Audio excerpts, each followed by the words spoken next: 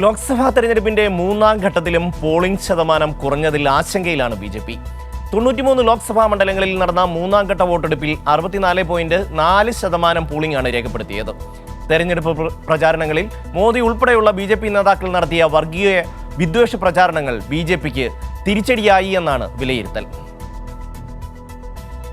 ലോക്സഭാ തെരഞ്ഞെടുപ്പിന്റെ മൂന്നാം ഘട്ട പോളിംഗ് ശതമാനം കുറഞ്ഞത് തങ്ങൾക്ക് തിരിച്ചടിയാകുമെന്ന ആശങ്കയിലാണ് ബി.ജെ.പി. തെരഞ്ഞെടുപ്പ് കമ്മീഷൻ പുറത്തുവിട്ട കണക്കുകൾ പ്രകാരം 93 മണ്ഡലങ്ങളിൽ നടന്ന മൂന്നാം ഘട്ട വോട്ടെടുപ്പിൽ 64.40% പോളിംഗാണ് രേഖപ്പെടുത്തിയത്.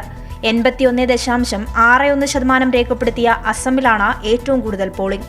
ബി.ജെ.പിക്ക് സ്വാധീനമുള്ള സംസ്ഥാനങ്ങളായ ഉത്തർപ്രദേശിലും ഗുജറാത്തിലും 58% മാത്രമായിരുന്നു പോളിംഗ്. ബീഹാറിലും പോളിംഗ് ശതമാനം നന്നേ കുറഞ്ഞു.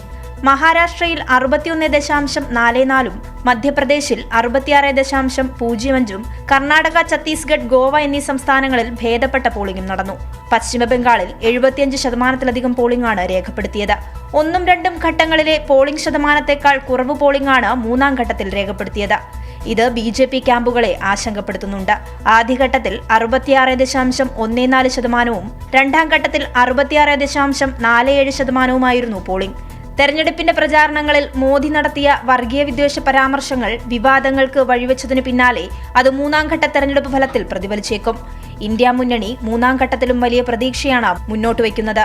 മൂന്നാം ഘട്ടത്തോടെ ഗുജറാത്ത്, കർണാടക, ഛത്തീസ്ഗഡ്, അസം സംസ്ഥാനങ്ങളിൽ വോട്ടെടുപ്പ് പൂർത്തിയായി.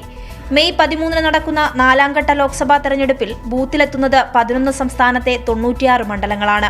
ആന്ധ്രാപ്രദേശിലെ നിയമസഭാ തെരഞ്ഞെടുപ്പും 13 നടക്കും.